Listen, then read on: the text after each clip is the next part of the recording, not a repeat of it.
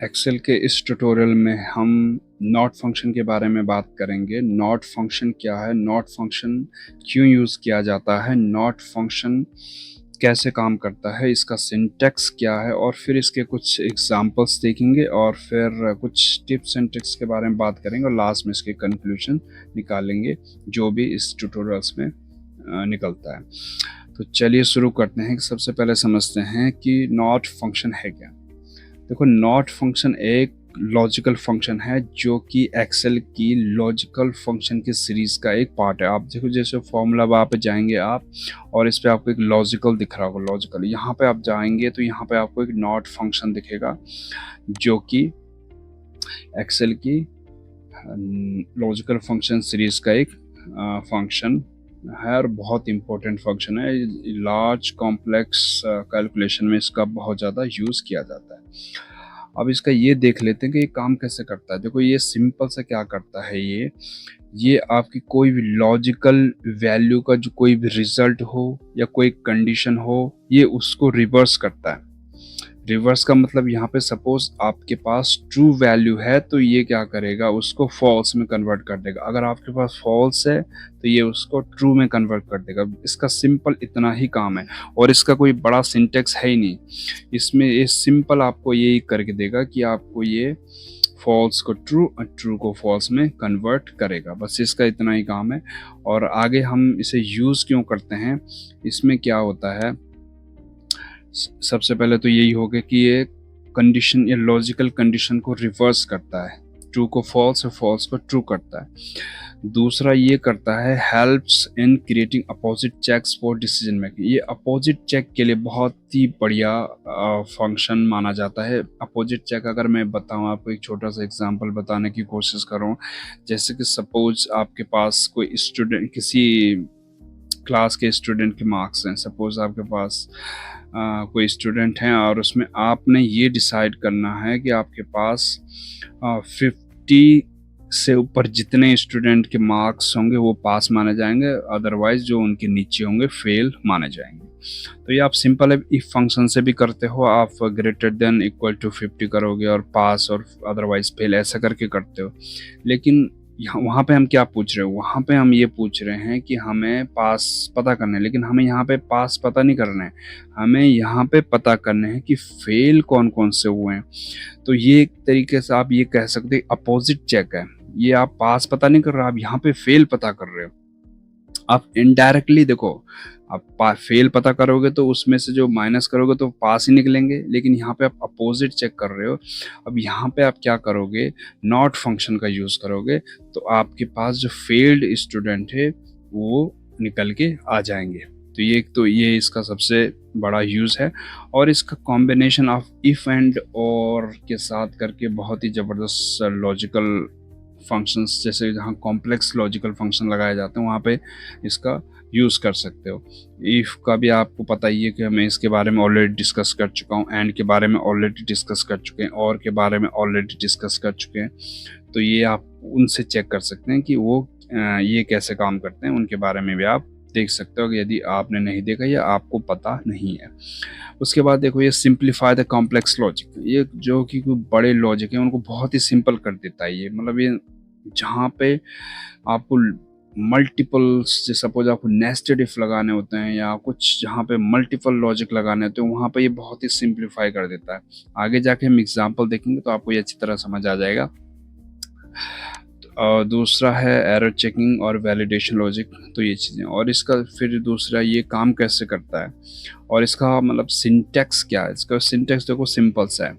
इसका सिंटेक्स देखोगे आप, इतना छोटा सा सिंटेक्स है इसका। देखो, नॉट ब्रैकेट स्टार्ट लॉजिकल, बस इतना ही है, इसमें और कुछ नहीं देना आपको। लॉजिकल क्या है, लॉजिकल क्या है, कंडीशन और लॉजिकल टेस्ट, और मतलब जो भी लॉजिकल टेस्ट आपको रिवर्स करना है, कोई ट्रू है तो उसको फॉल्स करना है, बस वही इसका लॉजिकल है। फॉल्स है तो उसको ट्रू करना है, तो वो इसका लॉजिकल हो जाए। तो ये चीज़ें हैं इसमें, ज़्यादा आपको इसका कोई बड़ा सिंटेक्स है ही नहीं, लेकिन बहुत कमाल का फंक्शन है। ये है छोटा लेकिन बहुत ही ज़्यादा काम में लाया जाता है, ये अदर फंक्शन के साथ कंबाइन करके इसका अच्छी तरह से यूज़ किया जाता है। लास्ट में अभी इसके कुछ एग्जांपल्स देख लेते हैं। हमने कुछ सिनारियो क्रिएट करे हैं, उनको देख लेते हैं, फिर आपको ये थोड़ा सा समझ आ जाएगा। फिर उसके बाद टिप्स एंड ट्रिक्स बाद में इसमें देखते हैं। तो चलिए इसके कुछ एग्जांपल्स देख लेते हैं। एग्जांपल्स में सबसे पहले जो बात कर लेते हैं, employ who are not eligible for bonus. तो यहाँ पे हम रिवर्स सिनारियो की बात कर रहे हैं, हम अपोजिट चेक की बात कर रहे हैं। हम यहाँ पे ये नहीं पूछ रहे हैं कि बोनस के लिए एलिजिबल कौन है, हम यहाँ पे पूछ रहे हैं कि बोनस के लिए कौन एलिजिबल नहीं है, हमें वो पता करना। और दूसरे में भी वही है, स्टूडेंट हु फेल्ड, हम यहाँ पे पास नहीं बात कर रहे हैं। दूसरे में भी वही है, प्रोडक्ट नॉट इन स्टॉक, हम ये नहीं पूछ रहे हैं स्टॉक में कौन कौन से हैं। तो ये आप इनको इफ फंक्शन का यूज़ करके भी निकाल सकते हो, लेकिन वो थोड़ा सा उसका क्या होगा, सिंटेक्स थोड़ा सा लंबा है, उसमें फॉर्मूला थोड़ा सा लंबा बन जाएगा। नॉट फंक्शन में क्या होता है, बिल्कुल शॉर्ट होता है और आपकी शीट की परफॉर्मेंस भी बनी रहती है। तो चलिए फॉर्मूला लगाने की कोशिश करते हैं। हम यहाँ पे लगाएंगे इक्वल टू नॉट लगाया, ब्रैकेट हमने स्टार्ट करा। अब हम देंगे लॉजिकल पे हम सिलेक्ट करेंगे वर्किंग आवर्स, जो हमने यहाँ पे कॉलम में मेंशन करें। अब यहाँ पे हमें ये करना है, देखो नॉट लगा रहे हैं, हम लिखेंगे ग्रेटर देन इक्वल टू 35 और ब्रैकेट क्लोज। हम इसका मतलब ये हुआ कि हमें जिस भी एम्प्लॉय के वर्किंग आवर्स 35 से ऊपर हैं, 35 से ऊपर हैं, वो तो बोनस के लिए एलिजिबल होगा। ठीक है, वो बोनस के लिए एलिजिबल होगा, लेकिन हम नॉट फंक्शन का यूज़ कर रहे हैं तो वो बोनस के लिए एलिजिबल होगा। तो ये उसके रिजल्ट को क्या करेगा, बोनस के लिए एलिजिबल होगा तो वो ट्रू माना जा रहा है, लेकिन ये नॉट फंक्शन में हमने यूज़ कर लिया, ये क्या करेगा, उसको फॉल्स में कन्वर्ट कर देगा अगर वो 35 से ऊपर है। और हमें यहाँ पे पता क्या करना है कि जो बोनस के लिए एलिजिबल नहीं है, अब उनका रिजल्ट क्या आना चाहिए, उनका रिजल्ट ट्रू में आना चाहिए। तो अब ये देखिए हमने एंटर मारा, फॉल्स आ गया। इसको नीचे तक मैं ड्रैग कर लेता हूँ, नीचे तक मैंने ड्रैग कर लिया फॉर्मूला। अब ये देखो जो फॉल्स हैं ये बोनस के लिए एलिजिबल हैं, तो हमें ये पता नहीं करना, हमें पता करना था। अब जैसे मैं यहाँ पे फिल्टर लगाऊं ट्रू वाले पे, ये इतने ट्रू निकल गए हैं। अब ये ट्रू निकल गए हैं तो ये बोनस के लिए एलिजिबल नहीं है, क्योंकि ये 35 से नीचे हैं। समझ रहे हो ना, हम ये पता नहीं कर रहे हम रिवर्स चेक कर रहे हैं। हम ये करें कि वो बताइए कि जो बोनस के लिए एलिजिबल नहीं है। तो हमने क्या फंक्शन लगाया, हमने ये लगाया, हमने इक्वल नॉट और C8 greater than equal to 35। अब देखो यहाँ पे ये लिख रहा है कि अगर आप इस तरीके से आप बोल सकते हो इसको कि जो कि C8 35 ग्रेटर देन इक्वल नहीं है, आप ये बोल सकते हो, वही तो बोनस के लिए नॉट एलिजिबल माने जाएंगे, जो नहीं है वही माने। या आप इस एंगल से भी बात कर सकते हो, या तो दूसरे एंगल से बात कर सकते हो कि C8 35 greater than equal to 35 है। यदि ये ट्रू आ रहा है, इसका लॉजिक अगर वो सेल में ये 35 से ऊपर है, तो अगर ये ट्रू है तो इसको फॉल्स कर दो, क्योंकि नॉट फंक्शन यूज करें तो रिवर्स करेगा।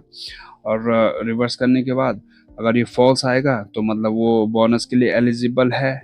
यहाँ उल्टा हो जाएगा ना, यहाँ हम इफ नहीं यूज करें तो इसलिए ऐसा आएगा। तो आप दोनों तरीके से कैसे भी सोच सकते हो। तो यहाँ पे अभी जो ट्रू आया है ये बोनस के लिए एलिजिबल नहीं है, हमने इसका उल्टा चेक करा। यही आप देखो, अगर मैं आगे ये लगाऊं, इफ फंक्शन लगाऊं, मैं इफ लगाता हूं, इफ लगा के मैं लॉजिकल टेस्ट में देता हूं 45 ये वाला वर्किंग आवर्स, और मैं यहाँ पे पूछता हूं ग्रेटर देन इक्वल टू, अगर ये 35 है तो ये फॉल्स, ये ट्रू आ जाएगा, क्योंकि ट्रू आना चाहिए ना। अगर उससे ऊपर ट्रू, अदरवाइज क्या आना चाहिए, अदरवाइज ये आना चाहिए फॉल्स।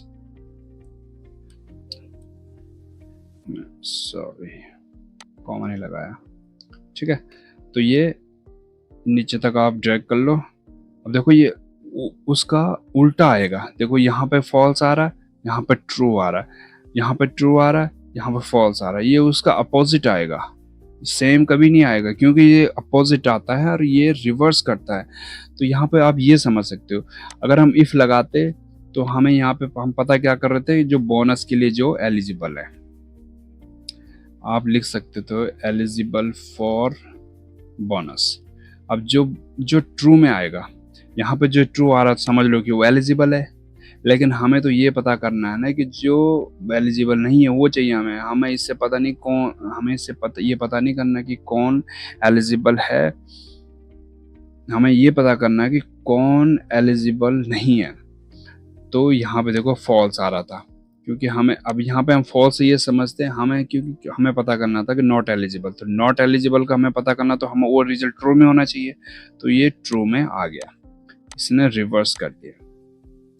अगर आप इस एंगल से देखते हैं तो यहाँ पे भी आप पता कर सकते हैं, आपको यहाँ पता है क्या करना है, ये सामने से दिख ही रहा है, जो फॉल्स हो रहा है समझ लो कि नॉट एलिजिबल है। अब तो कोई देखो इसका सिंटेक्स इसका फॉर्मूला देख लो, इतना लंबा है, और आप नॉट का फंक्शन देख लो इतना छोटा है, तो ये चीज़ें थोड़ा कंपेयर करने वाली हैं, इसलिए ये भी आप देख सकते हो। दूसरा हम अगर इस पे देखें, ये स्टूडेंट वाला भी वही है, स्टूडेंट्स, ये भी आप कर सकते हो, इसमें भी वही है। इसमें आप ये कह सकते हो, यहाँ पे आप इक्वल टू लगाएंगे, फिर आप वही नॉट ब्रैकेट स्टार्ट, और लॉजिकल में यही देंगे मार्क्स, और फिर यहाँ पे आप करोगे ग्रेटर देन इक्वल टू, आप सपोज 40 लिखते हैं यहाँ पे ना, 50 कर देते हैं, मान 50 और ब्रैकेट क्लोज। अब यहाँ पे आप ये कह रहे हो कि फेल्ड स्टूडेंट कौन से हैं, तो फेल्ड स्टूडेंट कौन से होंगे, जो 50 से नीचे होंगे, लेकिन आपने यहाँ पे कंडीशन क्या दी है, आप लगा रहे हो equal to not bracket start H3 greater than equal to 50। आप तो यहाँ पे पूछ रहे हो कि जो 50 से ऊपर हैं, तो आप यहाँ पे देखो दो तरीके से इसको सोचना है। H3 यहाँ पे आप ये पूछ रहे हो कि 50 से ऊपर है, अगर वो ट्रू निकला तो उसको रिवर्स कर दो फॉल्स, तो नॉट से फॉल्स कर देगा। अगर वो ट्रू नहीं निकला, अगर वो फिर ट्रू नहीं निकला तो फॉल्स निकल रहा होगा, तो अगर फॉल्स निकल रहा तो उसको ट्रू कर दो। एक तरीके से ये सोच सकते हो। दूसरे तरीके से आप यहाँ पे ये सोच सकते हो कि यदि वो 50 से ग्रेटर देन 50 से ऊपर नहीं है, इस तरीके से भी सोच सकते हो, तब भी रिजल्ट वही निकलेगा। देखो अभी फॉल्स आ रहा है क्योंकि 50 से ऊपर है। अब नीचे तक ड्रैग कर लो, हमें तो ये पता करना है कि जो 50 से नीचे, आप देखो ये 45 50 से नीचे है तो ये फेल है, ठीक है, ये ट्रू आ रहा है, ये फेल है। वही आप इफ लगाते हैं तो उसमें ये ट्रू फॉल्स आता है, तो वहाँ पे आप ये सोच सकते थे कि हाँ जो फॉल्स आ रहा है वो फेल है और जो ट्रू आ रहा है वो पास है। तो आप उससे भी पता कर सकते हो, लेकिन इससे भी पता कर सकते हो। ये थोड़ा सा, अगर आपको रिवर्स ही केवल चेक करना तो आप नॉट ही यूज़ करें, क्योंकि इफ थोड़ा सा लेंथी भी है और इतना आपको मतलब उसमें टाइम बहुत लगता है उसे लगाने में, ये समझ सकते हो। उसके बाद दूसरा भी यही है एग्जांपल, जो तीसरा प्रोडक्ट वाला, यहाँ पे भी शायद इसको करने की ज़रूरत है नहीं है। आउट ऑफ स्टॉक वाला जो है वो हमें दिखाना है कि स्टॉक में नहीं है, तो ये सिंपल है, इसको करने की ज़रूरत नहीं है। इसे आप इफ से भी कर सकते हो, तो इसमें कोई दिक्कत नहीं है। तो ये कुछ चीज़ें हैं, देखो सिंपल सा नॉट फंक्शन का काम आपको समझ आ गया, लॉजिक को रिवर्स करता है, बस इसमें कुछ ज़्यादा कुछ है नहीं। और इसके टिप्स एंड ट्रिक्स जैसे देखिए, ये क्या करता है, आप इसको कंबाइन कर सकते हो, इफ़ के साथ कंबाइन कर सकते हो, तो इसका बहुत अच्छी तरीके से आप यूज़ कर सकते हो। एंड के साथ ये बहुत तरीके से काम करता है, हमें ऑलरेडी एंड और के बारे में बात कर चुका हूँ। अब वहाँ से देखोगे तो फिर उसके साथ आप कंबाइन करके इसका यूज़ कर सकते हो। अगर नहीं करते हो, हम इसकी नेक्स्ट कुछ वीडियोस आने वाली हैं जहाँ पर मल्टीपल फंक्शंस, अभी तो हम सिंगल फंक्शन के बारे में बात कर रहे हैं कि हाँ ये सिंगल फंक्शन कैसे काम करता है। जो नेक्स्ट सीरीज आएगी इसका वर्जन आएगा नया, अभी नॉट फंक्शन है, नॉट फंक्शन का वर्जन जो दूसरा आएगा उसमें हम उसको कंबाइन करके उसमें आपको बताएंगे कि मल्टीपल फंक्शन के साथ वो कैसे काम करता है, तो वहाँ पे आपको समझ आ जाए। Helps in error prevention and validation checks, ये चीज़ें हैं, और सिंप्लीफाई कर देता है नेस्टिक, आपका जो नेस्टेड लॉजिक होता है उसको बहुत ही सिंप्लीफाई कर देता है। समरी फिर लास्ट में देखो, समरी अब देखो कि अब समरी में हमने इसमें क्या क्या सीखा कि जो नॉट फंक्शन होता है वो लॉजिक को रिवर्स करता है, सबसे इम्पोर्टेंट यही है, और पूरे ट्यूटोरियल का लॉजिक इसी पे ही डिपेंड करता है, और इस मतलब पूरा ट्यूटोरियल इसी पे ही डिपेंड है।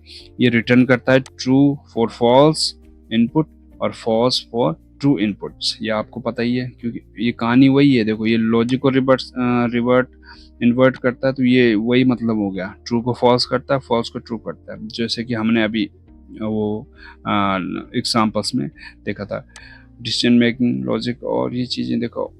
तो ये सारी चीज़ें आपको पता हैं और आप इसे कर सकते हो। लेकिन आपको देखो अभी थोड़ा बहुत और कन्फ्यूजन हो रही है, आपको आपको ये थोड़ा सा समझ नहीं आ रहा होगा, आप ये कह रहे होंगे फिर इसका यूज़ कर क्यों रहे हैं हम। देखो इसका यूज़ बहुत सारे कॉम्प्लेक्स कैलकुलेशन में किया जाता है, आगे आने में बहुत सारी वीडियोस में आपको धीरे धीरे करके इसका पता लग जाएगा। अभी आपको इसको 2-3 बार इसकी प्रैक्टिस करोगे, इसको थोड़ा माइंड लगा के आप देखोगे कि इसका लॉजिक समझने की कोशिश करोगे तो आपको ये अच्छी तरह समझ आएगा, हाँ ये ऐसे काम करता है। तो इसको आप देख लेना एक बार, फिर आपको ये अच्छी तरह से समझ आ जाएगा। चलिए इसको यहीं पे क्लोज करते हैं। धन्यवाद।